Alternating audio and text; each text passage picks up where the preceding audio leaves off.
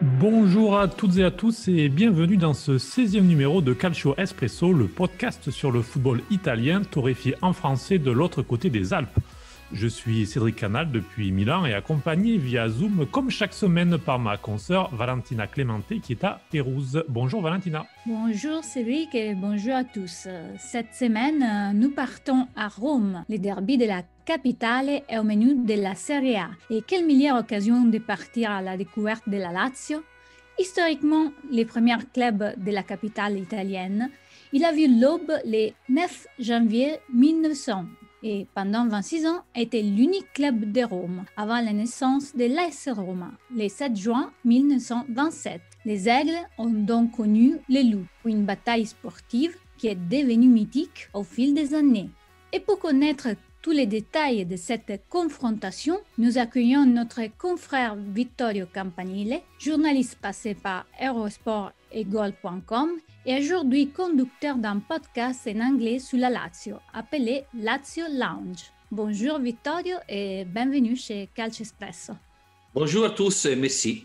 Bonjour Vittorio. On va commencer par l'actualité puisque ce vendredi soir, la 18e journée de Serie A s'ouvre avec l'un des rendez-vous les plus attendus de la saison, le derby de la capitale. Avant de s'intéresser plus spécifiquement à la Lazio, peux-tu déjà nous dire ce que représente ce rendez-vous à Rome? Comment se passe la semaine et la journée d'attente comme ça, même si cette année, il sera à huis clos, donc un petit peu différent?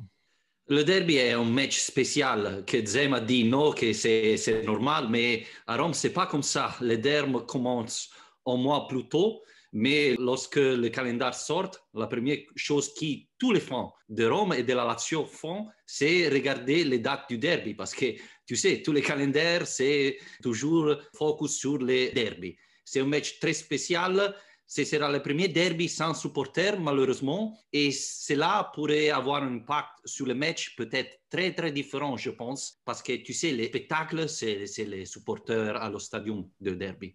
Ce week-end, d'ailleurs, il y aura aussi le match entre la Juventus et l'Inter, appelé le derby d'Italie.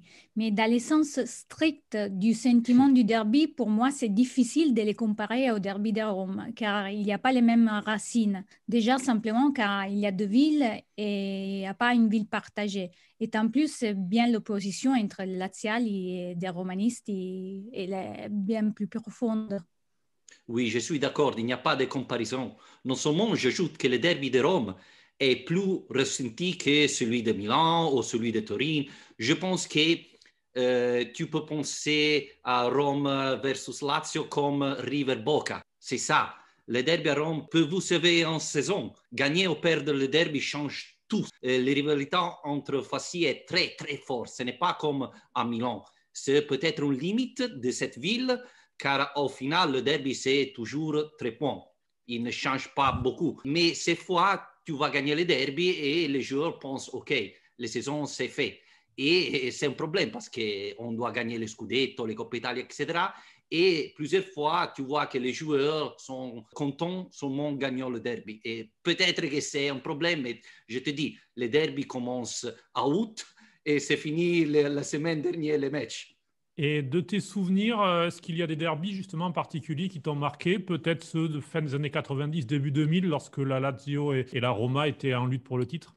Tous les derbys, c'est particulier. Je rappelle toujours le derby de Paul Gascogne, qu'il a fait but les dernières minutes de tête, et tu sais que Gascogne s'est payé en gigant.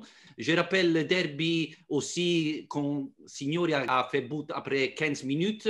Tous les derbys sont spéciaux, mais je pense que tous les supporters laziali rappellent le derby de la finale de Coppa Italia. On a dit que la Rome s'est morte ce jour-là parce que la Lazio a gagné la finale de Coppa Italia contre la Rome et ça, c'était incroyable. Je te dis que la semaine avant ce match-là, c'était terrible pour moi parce que comme tous les supporters de la Lazio, tu as une pression incroyable. Et c'est quand le match finit, c'est comme, OK, c'est fini, je vais relaxer un peu. Mais tous les derbys sont une histoire incroyable. Lors de notre deuxième numéro, nous étions avec Roberto Infancelli, qui est journaliste et tifoso de la Roma. Il nous expliquait que Rome était à majorité romanista en ville, alors que la périphérie et la région étaient davantage laziale. Es-tu d'accord avec ce schéma? Pas du tout, c'est absolument faux. Rome, comme Paris, est une grande ville divisée en arrondissements. Tu sais, en Paris, il y a l'arrondissement 1, 2, 3, etc. Rome, c'est presque la même chose. Et tout le monde connaît que la zone nord de Rome est pleine de supporters de la Lazio. Je pense à l'arrondissement Prati, arrondissement Flaminio, arrondissement Fleming, Parioli. Il y a beaucoup de supporters de la Lazio là. Il y a plusieurs supporters de la Roma en général. Et par exemple, l'arrondissement Testaccio est bien connu pour être un arrondissement des supporters de la Roma, comme le Trastevere est des Laziali. Bruno Giordano, qui c'est peut-être un des grands joueurs de la Lazio, est né à Trastevere. Comme je disais au début, la Lazio vient de fêter ses 120 ans, 121 ans. C'est la première équipe de la capitale, comme elle aime se faire appeler. Peux-tu revenir un peu sur sa création? Oui, la Lazio est née grâce au bersagliere Luigi Bigiarelli, qui voulait participer à un cours à pied de Belgique. Il est descendu à Rome et à la Piazza della Libertà, il a fondé la Lazio, la Società Podistica Lazio, le 9 janvier 1900. La Lazio est partie comme une société podistica, parce que la Lazio, ce n'est pas seulement foot. Le foot est arrivé dernier, en 1901. Les couleurs sont couleurs de la Grèce, pays des Jeux olympiques, parce que la Lazio, ce n'est pas seulement une équipe de foot, mais c'est aussi une équipe de multisport. Il y a le basket, le cyclisme, beaucoup de sports. C'est unique parce que c'est la plus vieille équipe multisport et je pense qu'en Italie, c'est la plus grande aussi parce qu'il n'y a pas un multisport comme le Barcelone, etc. En Italie, je pense que la dernière, c'est la Lazio maintenant. Détail sympa dans l'histoire de la Lazio que j'ai pu lire, les premiers ballons ont été portés à Rome depuis le Racing Club de France à Paris. Donc, on reste dans notre environnement. Et en même temps, un des premiers joueurs étrangers de l'équipe a été un Portugais. Des détails qui mettaient en lumière les caractères, comme tu disais, ouverts du club, qui contrastent beaucoup avec l'image qu'il a publiquement aujourd'hui. Cette image controversée qui dépasse l'Italie avec les ultras de la Lazio, l'image extrémiste, raciste. Il y a quelque chose qui s'est un peu perdu dans la route, c'est comme souvent les problèmes d'une minorité qui a attaché l'esprit originaire de l'idéal olympique. Oui, c'est dommage parce que si tu penses, Bigiarelli, il est arrivé dans la Belgique et comme tu as dit, Seghettini Bruno, qui c'est un dirigeant du Racing Club de Paris, s'est présenté au siège de la Lazio en 1901 pour demander s'il joue au foot. Il dit non et il a sorti ses ballons dans son sac et il a expliqué les règles et à partir de ce moment, comme le disent les fans de la Lazio est l'équipe qui a mené le foot à Rome. Et malheureusement, il y a des imbéciles, je l'appelle imbéciles, que nous condamnons évidemment, qui ont cette triste renommée à la Lazio d'être fasciste. Et c'est bizarre parce que la Lazio s'est opposée à Mussolini. En 1927, Mussolini veut créer une équipe avec le nom de Rome et pour cela, il a forcé les différents clubs de Rome à fusionner ensemble. La Lazio a refusé. Le général Vaccaro, qui est très fameuse dans les supporters de la Lazio, a déclaré ces phrases historiques pour les supporters de la Lazio. La Lazio ne vient pas, la Lazio est. La Lazio est née la première. Les fans sont arrivés plus tard. Pour les autres, la Rome évidemment, il y avait les fans et ils ont reçu une équipe pour encourager. Qui a eu la chance de vivre un match de la Lazio à l'Olympico a vu cette ambiance qui est vraiment belle de la part des supporters, mais aussi le vol de l'aigle avant le match, qui est un moment assez fort. Alors, pourquoi un aigle comme emblème et d'où vient cette tradition de le voir dans le ciel avec l'hymne qui résonne avant le match? Alors, l'aigle est le symbole de Rome, des légionnaires de Rome. Et quand on a pensé à faire la Lazio, on a dit on doit prendre le symbole des légionnaires romains. Et ça, c'est pourquoi que le symbole de la Lazio, c'est l'aigle. Il s'appelle Olympia. L'aigle de la Lazio est introduit, je pense, quelques années avant. Mais c'est quelque chose qui, par exemple, beaucoup des collèges américains, avec le symbole de l'aigle, ont toujours fait. Aussi en Portugal, je pense que le Benfica a le symbole de l'aigle. Enfin, l'aigle de la Lazio, Olympia, il arrive de Portugal. Et c'est merveilleux. Je te dis que je suis allé à l'Estadium et c'est très intéressant, c'est très beau. Et surtout pour les enfants, ils restent toujours très encantés de l'aigle. Malheureusement, dans les derbys, il ne peut pas faire les choses parce qu'il y a le péril que les supporters de l'autre équipe peuvent damager l'aigle avec des instruments. Et l'AS Roma qui, de son côté, c'est une louve, hein, on le rappelle, leur logo avec Romulus et Remus. Bien sûr. Je trouve très sympa aussi tous ces liens entre la Lazio et le Portugal aussi, parce qu'on a vu pendant les C'est années tous les joueurs qui ont fait vraiment la différence, les joueurs portugais. Je pense à Conceição, par exemple, et bien des autres qui, voilà, ils ont renforcé les liens de la naissance d'un certain point de vue.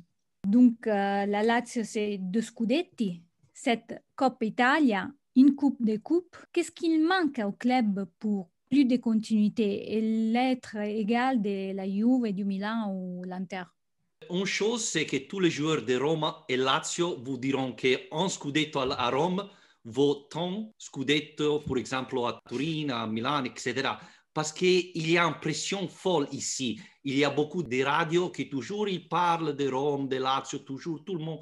À Rome, c'est comme ça. Si tu gagnes un match, tu es Messi, tu es extraordinaire, etc.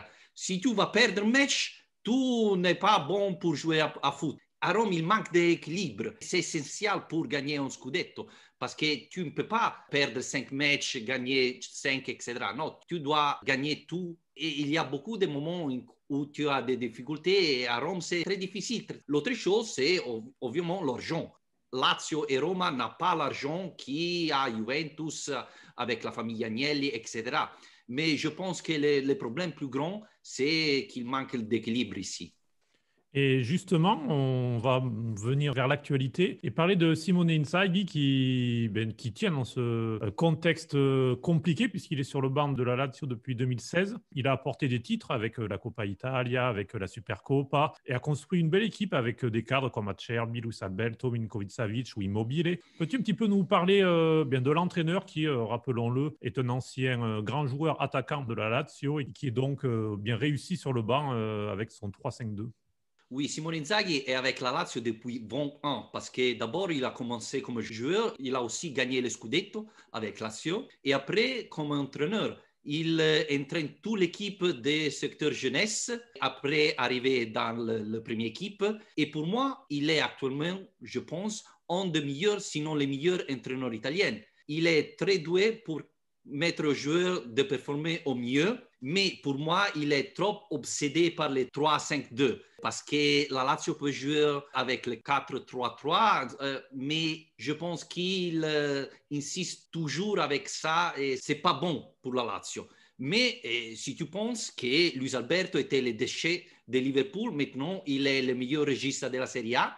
Milinkovic-Savic n'est plus personne. Maintenant, il est recherché par toute l'Europe. Il est un très bon entraîneur pour les joueurs. Tu penses Ciro Immobile, il arrive dans Séville où il a fait presque rien.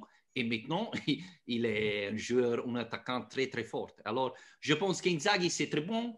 Il a fait très bien à la Lazio et les supporters l'adorent parce qu'il est aussi un supporter de la Lazio. Mais les questions qu'on peut faire, c'est peut Simone Inzaghi être comme ça aussi s'il va au Milan ou au Inter? Je ne suis pas sûr parce qu'il connaît très très bien Rome et comme je dis après, Rome c'est une ville très difficile pour l'entraîneur, pour les joueurs, etc. Et il connaît très bien Rome, mais je ne sais pas si, par exemple, à Turin, une très grande équipe, il peut réussir à faire ces résultats-là. Mais à Rome, c'est parfait pour lui. Cette saison est aussi marquée par les retours en Ligue des Champions et une qualification pour les huitièmes de finale. Comment a été vécu ces retours parmi les grands clubs européens au club et par ailleurs par les supporters? Tu sais, la Lazio a manqué plusieurs ans la Ligue des Champions. Et dans l'année, la Lazio est arrivée à approcher, a réussi à qualifier, mais toujours n'est pas réussi à livrer. Je suis vraiment désolé de ne pas pouvoir aller au stade parce que tu sais ce qui passe. Et pour les supporters de la Lazio, c'est terrible parce que finalement, on a réussi à jouer la Ligue des Champions et on ne peut pas attendre le match. Mais on doit dire qu'il y a des satisfactions car on ne pensait pas passer les groupes et la Lazio, pas seulement a passé les groupes, mais a battu le Borussia Dortmund de Haaland. C'est un résultat incroyable. Maintenant, malheureusement, avec les Bayern, ce sera très, très difficile. Et je dis qu'avec une autre équipe, peut-être la Lazio avait des chances de continuer la Ligue des Champions. Maintenant, c'est très difficile.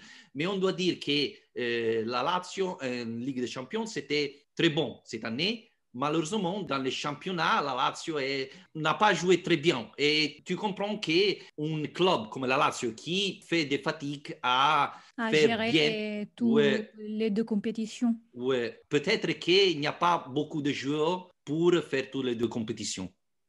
Alors, le responsable est le président, Claudio Lotito. En tout cas, la transition est toute trouvée puisqu'il fait souvent parler de lui. Il est président depuis 2004 de la Lazio, mais il est aussi présent, que ce soit au niveau de la fédération, de la Lega. Il donne régulièrement son avis à un poids. C'est donc un président influent. Quelle est son image auprès des tifosi et son réel poids dans le football italien? Claudio Lotito est un personnage aimé et détesté. Et il était bon pour sauver la Lazio, mais moi pour faire l'équipe devenir au même niveau de Inter, Milan, Juventus. Les fans aimeraient de plus en plus, mais dans l'extérieur, vous avez l'image de Lotito qui est le maître du football italien. Mais les maîtres, pour moi, sont toujours les mêmes. Juventus, Inter et Milan, président, sont celles qui sont les maîtres du football italien. Claudio Lotito tente de supprimer le monopole du Nord, mais ce n'est pas facile. On doit dire que quand il parle, ce n'est pas très sympa. Et aussi les supporters de la Lazio, et ça c'est très important, n'aiment pas Claudio Lotito quand il va parler. Et on doit dire que ça a créé beaucoup de problèmes à l'intérieur de la Lazio, parce que quand Lotito fait quelque chose, plusieurs fois, ils sont les supporters de la Lazio qui disent non, ne fais rien, tu es terrible. Il est le deuxième président qui a gagné le plus dans la Lazio, mais il n'est pas aimé dans les supporters. Et c'est bizarre ça. On peut dire à peu près comme De Laurentiis à Naples. Il y a Ouais. beaucoup de similarités, dans le sens aussi De Laurentiis d'ailleurs est détesté par la plupart des supporters après avoir donné une nouvelle vie au club. Oui, oui, Donc, c'est vrai, ils sont très similaires.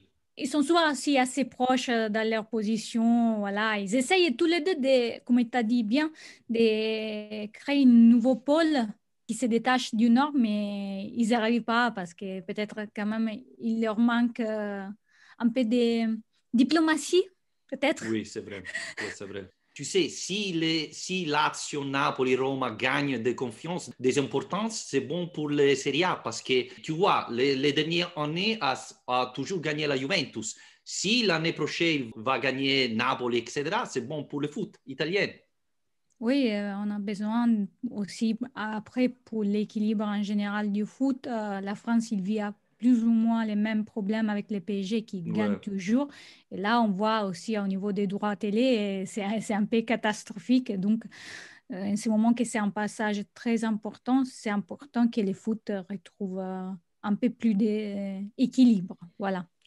Et on change un petit peu de sujet là parce que la Rome travaille depuis des années à construire son propre stade. On ne sait pas encore s'il va y arriver ou pas parce que c'est les belles histoires de Rome. Mais quand même, Ouais. espère tu vois la Lazio faire la même chose ou gérer seul l'Olympico. Ça, c'est pour moi terrible de parler de ça parce que je dis que c'est très, très, très important maintenant pour l'équipe avoir un stade. La Lazio a présenté un projet, je pense, 2006, quelque chose comme ça, mais après, il n'a fait rien plus. Et on doit dire que l'Olympique, c'est très grand, mais c'est très vieux. Malheureusement, la Lazio n'a pas encore bougé, fait des projets. Lotito, il attend le maire de Rome approuve celui de la Roma qui a arrêté nouveau. Et je pense qu'on doit attendre beaucoup des années avant que la Rome fait les stades. Et ça signifie que peut-être on doit attendre 10, 15 ans pour les stades de Lazio. Et je te dis que c'est très, très important. On regarde la Juventus. Les choses sont changées beaucoup quand la Juventus a fait l'autre stade. Il y a beaucoup d'argent. Les supporters aiment aller au stade parce que c'est nouveau, c'est très belle. Personnes qui ne sont jamais allées en Italie. On ne comprend pas parce que j'habitais en Angleterre, les Old Trafford, c'est magnifique. L'Etihad Stadium, c'est merveilleux. Tu viens à Rome et l'Olympique, c'est terrible. c'est pas amusant, tu sais, c'est pas au cinéma, etc. C'est terrible voir un match dans l'Olympique. Toutes les fois que je vois l'Olympique, je dois retourner à la maison et regarder les matchs à la télé parce que je n'ai pas compris. Il a fait un but de 5 mètres, 250, etc. Tu ne comprends rien dans l'Olympique. Et alors, les supporters ne vont jamais à le stade. Et c'est mal parce que l'équipe a besoin d'argent et les stades, c'est très, très important pour ça. Eh bien, merci beaucoup Vittorio pour cet éclairage. Un petit mot sur ton podcast Lazio Lounge, qui est en anglais, qui prouve justement bien l'importance de la Lazio qui dépasse l'Italie. Oui, bien sûr. Un des problèmes de la Lazio, c'est qu'il n'y a pas de communication en anglais. Les social accounts, ils sont tous en italien. Et alors, j'ai travaillé à l'étranger. J'ai connu un autre journaliste de la Lazio anglais et j'ai dit, écoute, parce qu'on peut prouver à faire un podcast en anglais sur la Lazio et tu sais, il y a beaucoup de supporters de la Lazio à l'étranger qui ne parlent pas en italien et alors on comprend rien ce que la Lazio dit et alors on fait ces podcasts toujours après les matchs de la Lazio, au lundi, etc. Et c'est amusant pour moi. C'est très sympa. Je connais Vittorio depuis des années et désormais on s'est croisés différentes fois. Et voilà, j'ai trouvé toujours très intéressant son travail. Et là, cet rendez-vous avec nous les confirme. Voilà. Merci, excusez-moi pour mon français. Ici, c'est très difficile de parler français à Rome. On va t'appeler plus souvent. On a des idées, des podcasts à venir. Donc, tiens ton français au chaud qu'il faudra l'utiliser. Merci beaucoup Vittorio. Bonne journée à tous. Au revoir. Lancia in avanti di Danilo per Ronaldo che in posizione regolare prova a correre con al centro Morata, Ronaldo va da solo, Ronaldo calcia in porta! 3-1 della Juve con CR7. Lascia passare il pallone Barella, c'è Hakimi con il sinistro! Super gol di Achraf Hakimi, l'Inter sorpassa e adesso è 2-1. Bon, après ce passage à Rome, on passe à l'espresso de la semaine, Cédric, et on revient un peu plus sur l'actu qui te concerne en tant que supporter de l'Inter. Et oui, puisque derby de la capitale, mais aussi derby d'Italia, ce week-end, on en a parlé au début de notre rendez-vous. Dimanche soir, l'Inter accueille la Juventus à San Siro et un homme sera particulièrement au milieu, Antonio Conte, qui va diriger son 3e derby d'Italie depuis le banc de l'Inter, après tant et tant de derby en tant que joueur, puis entraîneur dans le camp de la vieille dame. Les deux équipes se sont d'ailleurs affrontées 237 fois, toutes compétitions confondues. Il s'agit du match le plus disputé en Italie et la Juve mène assez largement à 108 victoires, 71 pour l'Inter et 58 matchs nuls. Conte l'a d'ailleurs dirigé 8 fois, 6 fois sur le banc de la Juve, 4 victoires, 1 nul, 1 défaite, mais il était suspendu en novembre 2012 lors de ce revers. Et puis à l'Inter, il s'est incliné à l'aller et au retour la saison passée. 6 points évaporés alors que l'Inter a fini à seulement 1 point des Bianconeri en fin de saison. Donc on voit que les confrontations directes sont aussi importantes. Mais surtout, pourquoi parler d'Antonio Conte ? Parce que l'histoire d'amour entre l'ancien capitaine et le club s'est très mal terminée en 2014. Un divorce qui a laissé des traces. Alessandro Alciato, dans son livre Il Metodo Conte, présente la Juve comme le talon d'Achille de l'entraîneur. Ce fut le cas lorsqu'il dirigeait la Nazionale en 2014 et à 2016, avec des tensions internes mais aussi en externe.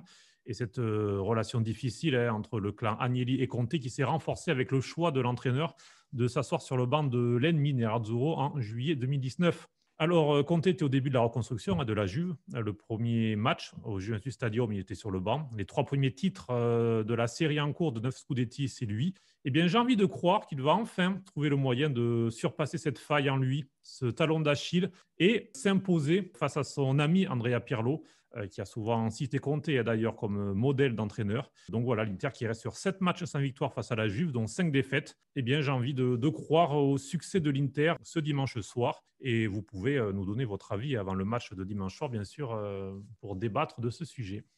On va suivre ça de près. Ça va être un week-end très chaud avec les derbies. Et vu ça, j'ai une autre question pour vous, que vous nous écoutez et que j'ai posée d'ailleurs à notre invité Vittorio Campanile. C'est quoi pour vous un derby et pourquoi? Répondez sur nos réseaux sociaux et on y reverra la semaine prochaine.